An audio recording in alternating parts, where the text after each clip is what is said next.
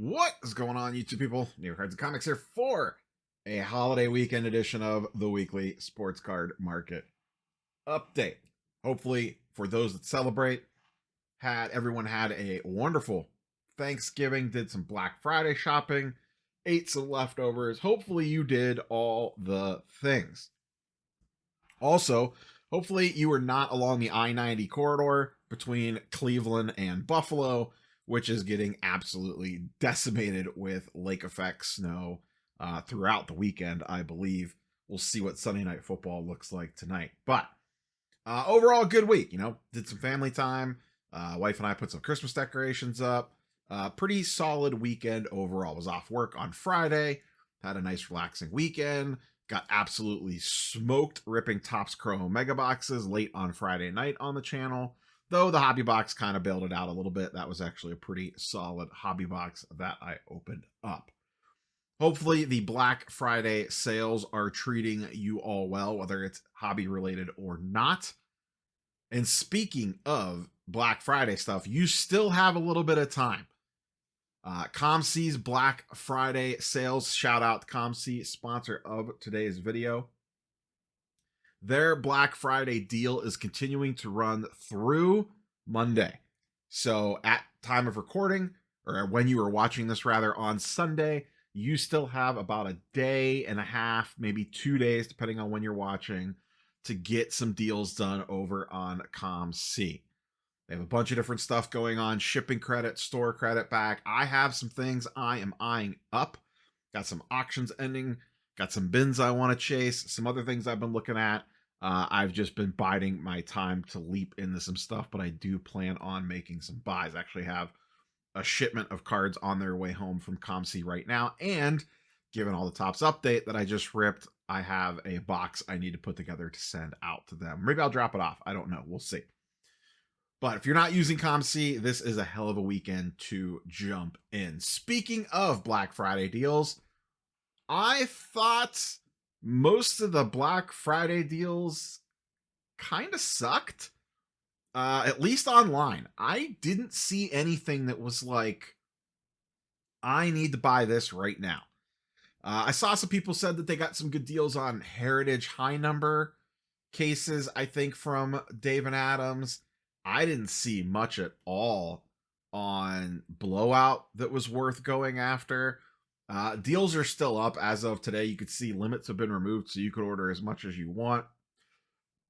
Most of my Black Friday purchases, card related wise, were done locally. My local LCSs and LGSs kicked the crap out of anything that I could find online. I ran up the got slots of games up in like Parma area, I believe that is considered. Got some Pokemon wax, booster boxes, some ETBs, some, what else did I get up there? Booster bundles, and then swung by Freedom Hobby and Gaming down in Canton, Ohio on my way back home. They had booster boxes on sale as well. The one that I mainly wanted, Paradox Rift, was sold out. So I grabbed a box of Stellar Crown for like 90 or 95 or something. I saw my other local card shop, One of One up in Strongsville, was running some pretty good Black Friday deals, but I didn't make it up there. So overall, the Black Friday deals locally were flying. Online, meh. Curious, what was hobby related? What was the best Black Friday deal that you got? The only other big thing that I purchased, non-hobby related, was I picked up the Daily Bugle Lego set, Marvel Lego set. Was on sale on Amazon. I snagged that, but that was really about it. Kind of a weak Black Friday collecting wise. So we'll see if Cyber Monday brings anything good to the table. Let's go ahead and dive into some news and then look at some charts and graphs. This one is actually from a while ago. This has been on an open tab on my desktop for a week plus now. I was going to do a standalone video on it, kept forgetting about it. Something else would come up, whatever the case might be. I almost included it in last week's weekly market update, and I said, no, I'll save it. I'll do a full-blown video on it. Never happened. This is another case of Beckett owing people money. We're not going to deep dive this one since it's been so long. But basically, the people that they bought CBCS off of, they never finished paying them, according to these legal documents, is basically the long and short of it. And those folks are suing Beckett for the rest of their money. If you are curious or think, boy, this story sounds familiar, where have I heard this before? Well, you've heard it 4 other times involving Beckett. This is now up to 5 cases of various different people and or companies that Beckett acquired that they owed people money to for those acquisitions, for payouts or bonuses or contract terms or whatever. They got part of the way through and stopped paying for them. So we are now up to 5 different legal cases against Beckett involving people, them owing people money and them not paying. And this is on top of the owner going to jail for $2 billion in fraud. So interesting times over there at the old BGS. Another update. This Cardboard Gems. This is the fellow that got the internet riled up about the GameStop thing, where they lost his $397 billion PSA submission or whatever it was of vintage Star Wars cards. I had kept this page open because he was doing some updates here and there. And then I looked this morning just to see if there was anything new that I needed to bring to the attention of y'all. And he has deleted everything involving that GameStop order. The initial TikTok thingamajigger, I don't know what the hell they're calling over on TikToks. I just guess just a TikTok reel, whatever, that had like a bajillion views, gone. The follow-up video where he called the cops, gone. He had like 4 other little videos of him emailing back and forth with GameStop. Those were the most recent ones. Gone. So did it even ever happen? I don't know. I was fairly skeptical of it on the initial. That's kind of why I made the video of it, kind of poo-pooing how people were blowing that out of proportion in regards to, oh my God, GameStop shut down all submissions, which was not true. So no idea what's going on with this. I will keep this tab open for another week or so and see if anything pops up on it to see if he posts any sort of update. But so far, not much going on. PSA Black Friday specials. Generally speaking, I've thought the specials out of PSA so far have been kind of meh. $14 for Charizards is fine if you need to do that. $16 for 80s and 90s, also fine. However, and this doesn't affect me because I already have one, if you've been on the fence about a PSA membership, 30% off is a pretty good deal. This is good until December 2nd at midnight, so you got about a day and a half, depending on when you're watching this. So if you were looking to get your own Collectors Club membership, that is a pretty solid deal. Obviously, you get the discounts for submitting, the easier, lower rates for bulk, the PSA magazine, which you can laugh at the PSA magazine all you want. I get the TCG one, and on one card, I got that One Piece promo card over the summer, and I graded that thing and sold it for like triple what my entire PSA club membership costs. So far, it's been well worth it. I've actually heard people selling the magazines quite well if you hit one of the short printed ones. So if you are looking for a Collectors Club membership, they are on discount for about another 36 hours, give or take. Let's talk a little Topps Chrome. As of time of recording, Saturday night, actually very late recording this video today.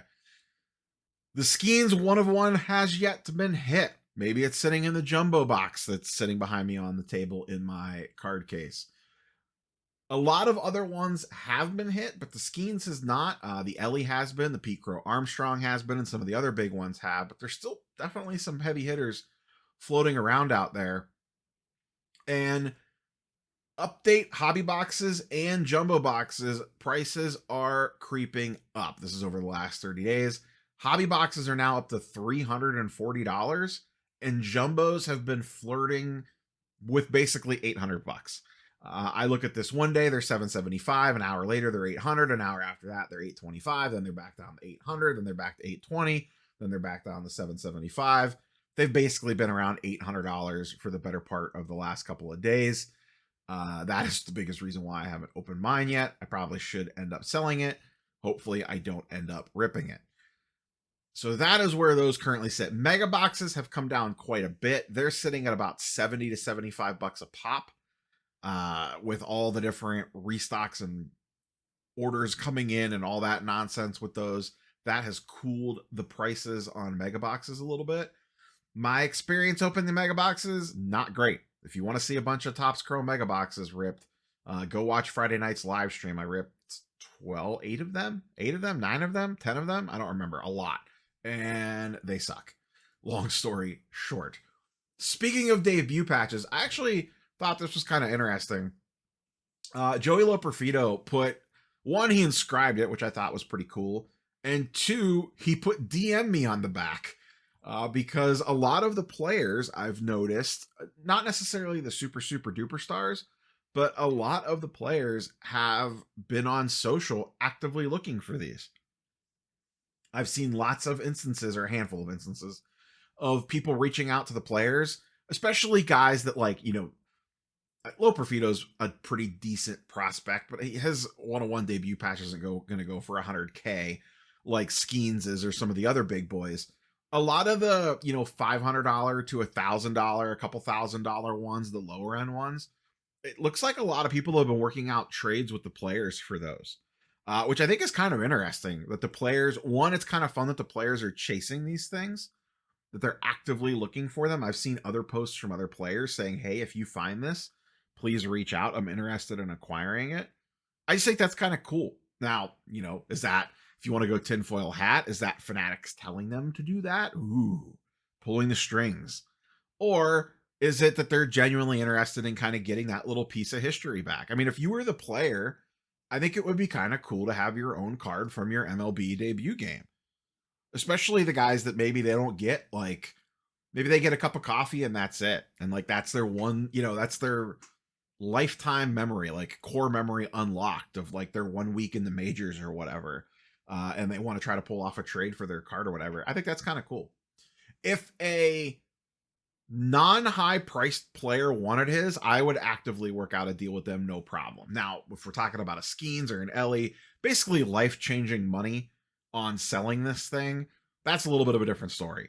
Sorry, Paul Skeens, if you want yours in Pittsburgh, you're going to have to write a check for it when I get around to getting it out of the jumbo box that is sitting behind me on the desk.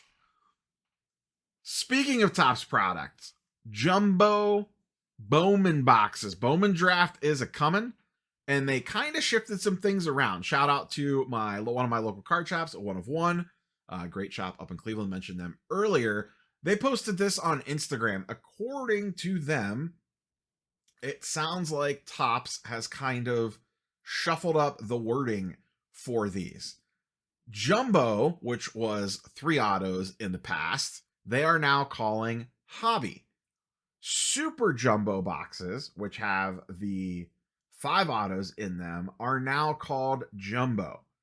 And basically what he has seen is breakers calling the breaks jumbo breaks, but it's actually hobby boxes inside them, not actual jumbo boxes in them, with this rewording of things.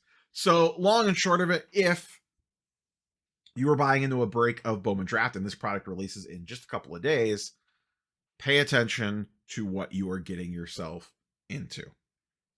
Make sure that if they are advertising a jumbo break, that it is actually jumbo boxes, like the 5 auto per box type.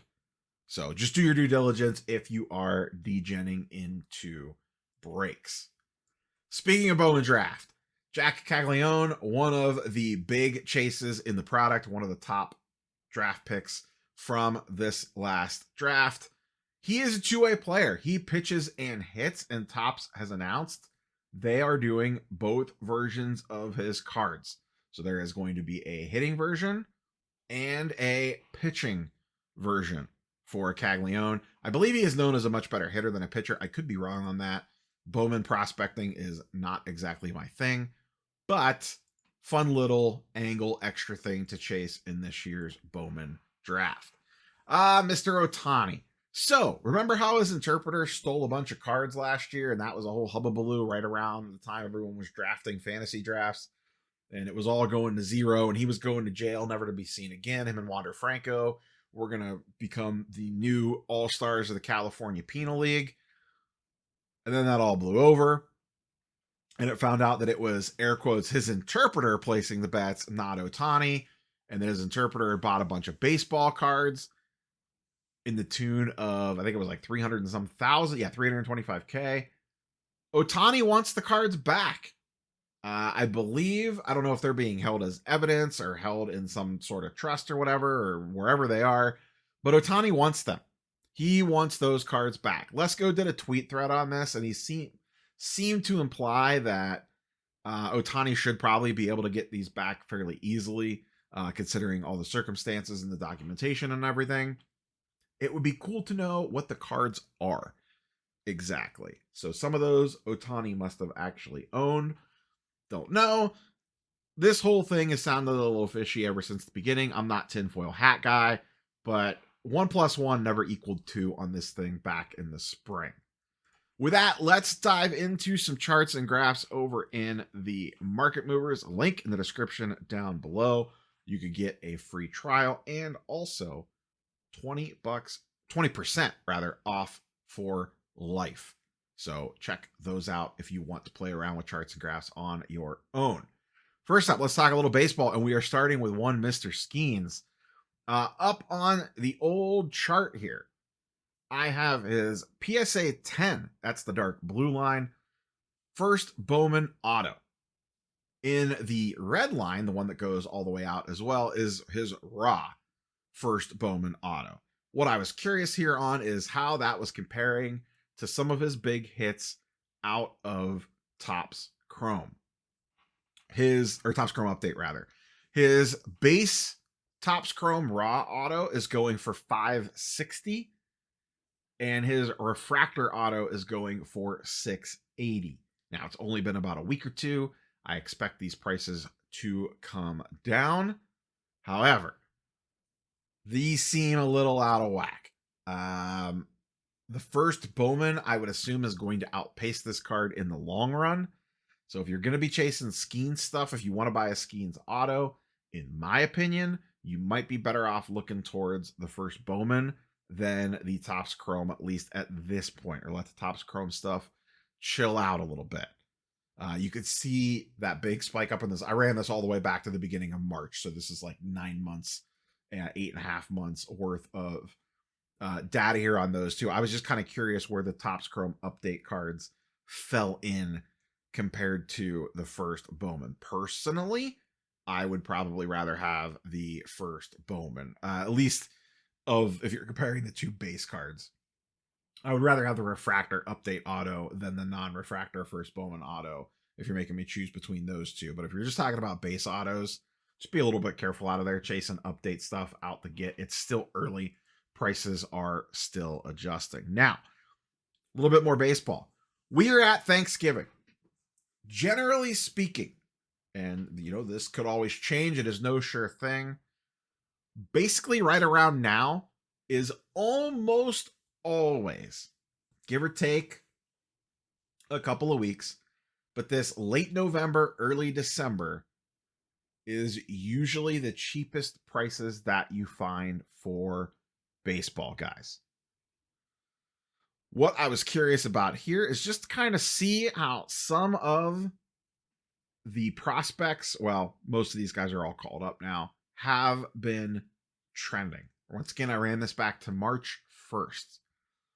The things that stood out to me here were the guys in the red, not so much the guys in the green. So since March, Bobby Witt is up 46%. Not surprising. His stuff has stayed fairly flat over the offseason. Next, J-Rod down 32% from back in March, still at $975. Given how bad of a season he had, that is a very respectable number. He is going to need to bounce back in a big way to justify his first Bowman auto being $1,000. Gunnar Henderson up 40% since March. PSA 10. obviously had an amazing season. His stuff has cooled off from the peak. Obviously, it's way up. His is the black line here, by the way. His is obviously way up from the spring, but in the summer, this got all the way up to 1.1, 1.2K, and is now down to $750. And really, a couple of weeks ago, it was in the 600s. It bounced up and has kind of come back down again, sitting at around 750. So that's kind of an intriguing one there. The next couple also are a little bit eye-opening. Jackson Chourio, $460 for his PSA 10 and down 49%. Chourio had a really good season. Now, he was super hyped coming in the spring. He started just a little bit slow, and you could see he dipped down. His lowest was in the mid-summer months, June, July. Got all the way down to, was this 370? What's this one here? 325. Currently sitting at 460, so rebounded nicely over the back half of the year as he played extremely well. But in comparison to some of the other guys, that seems very reasonable in the 400s for Chourio, given what he did last year. Wyatt Langford, same story, except he never got good last year. He just stayed basically bad. He finished okay, but never really put it together. His first Bowman is now doing $320, down 65% since March. Not that much more than Chourio, in all honesty, but quite a bit cheaper than him overall. You could see he fell pretty hard and leveled out and has basically been flat to slightly upticking throughout the offseason. He is the dark blue line. Jackson Merrill up 89% from the beginning of the season. His stuff also peaked kind of late as he got more and more popular as the summer went on. But once again, only sitting at about $250 seems very reasonably priced for his Bowman auto as well. So just kind of keep those in mind. Whoever your favorite little trendy guy is to go chase after in the baseball world, if you got someone under the radar, some prospects that haven't been called up yet, someone that you're expecting to kind of get hot in the spring, now is probably the time to start paying attention to this. Actually, you probably should have already been. You're a little late to the party, but generally speaking, now is a very good time to be buying baseball. We'll see if that trend holds when we get into next year. Next up, basketball. Silver Prisms over the last 30 days. Just be real quick. We're just going to look at the top and bottom of the list. Trending down the most, Luka has been hurt. Has really been kind of playing meh all season. Jaylen Brown down $140. Anthony Edwards, Timberwolves, has been on the struggle bus. They do not look like the same team post a trade with the Knicks. He's down about 13%. Zion down 30%, and he is out indefinitely with a pretty nasty hamstring injury. He's now down to $240 for his PSA 10 Silver Prism. Wemby trending down a little bit, now down to almost $700. Who else do we have notable here on the going down list? Paolo. He's an intriguing one. The Magic were playing great without him. He should be back in another couple of weeks. Magic looked legit good, and Paolo was playing great before he got hurt. Jalen Brunson down slightly. Jason Tatum even down slightly. It's only about 5% on Tatum. That's just a little bit of noise more than anything else. Trae Young down 25%. On the flip side, guys going up, much thinner list. Donovan Mitchell leads the pack as he should. The Cavs have been playing great, though they lost to the Hawks 2 games in a row. Jalen Williams is up quite a bit. Norm Powell, Shaden Sharp, Chet Holmgren. LaMelo Ball, I saw actually right before I started recording that looks like he's out for a couple of weeks. He's been playing, at least scoring, an absolute boatload in a handful of games. Benedict Mathurin's been playing pretty well. Tyrese Maxey's having another good season, even though the Sixers are absolute garbage. Darius Garland, anyone on the Cavs, is playing really well. Suggs and Wagner both, as we mentioned on the Magic, both playing really well, up about 20 to 30%. So you could see, though, I'm not even at the bottom of the page 20 cards deep, and we're down to $12 up, which is basically nothing. Whereas the red going down chart was much larger numbers and a much, much larger list. As always, the guys that have a lot of expectations built in are getting hit the hardest. Switch over and take a little look at football. Patrick Mahomes. Probably the the Patrick Mahomes fanboys love to give me hell in the comments anytime you even look at him sideways. Let's just call it as it is. The Chiefs are an absolute fraud this year. Their team, I have no idea how they won that game this week. I have no idea how they have won multiple games this week. Patrick Mahomes is having a bad season. Yes, they are winning games, but it's part him, part luck, part nonsense, part the other teams just being idiotic. They just have not looked like the same team this year. I don't know what's going on with them. They have not looked great. Now, Mahomes has a ton of Super Bowls and MVPs under his belt already, so maybe none of that matters. His cards have basically stayed flat so far this year. This is going back to August 1st. His Silver Prism is up like 15%. His Optic Hollows up 10%, and his Red and Yellow are basically flat.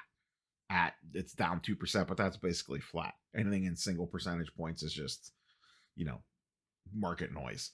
So his card prices have basically not moved. Now that's still saying something. The one thing, as always with Mahomes stuff, got to be careful. His stuff gets shilled a lot. So if you're looking at Mahomes cards, always check the bid history, whether it's something that you're comping or if you're actively bidding on it. Because if you're fighting with a bunch of shill bots, that's not something that you want to get involved with. So just be careful out there. But Mahomes prices basically holding steady, even though the Chiefs look like the biggest fraud in the NFL at the moment. Silver Prism quarterbacks, or not quarterbacks, just football in general, going up and down, similar to what we did with NBA. And then I also pulled up Optic Hollows for 2018, since that's kind of a little bit of an outlier year. Your biggest winners over the last 30 days, Justin Herbert, up about 20%. Jameson Williams up quite a bit. Bryce Young on the rebound, continuing with his positive play the last few weeks. Jared Goff continues to see pretty good gains, up about 10%, as the Lions look like they are legit Super Bowl contenders. Who else do we have on here? Jackson Smith, JSN, having a very good season. Jahmyr Gibbs having a very good season. Kareem Hunt basically putting the Chiefs on his back.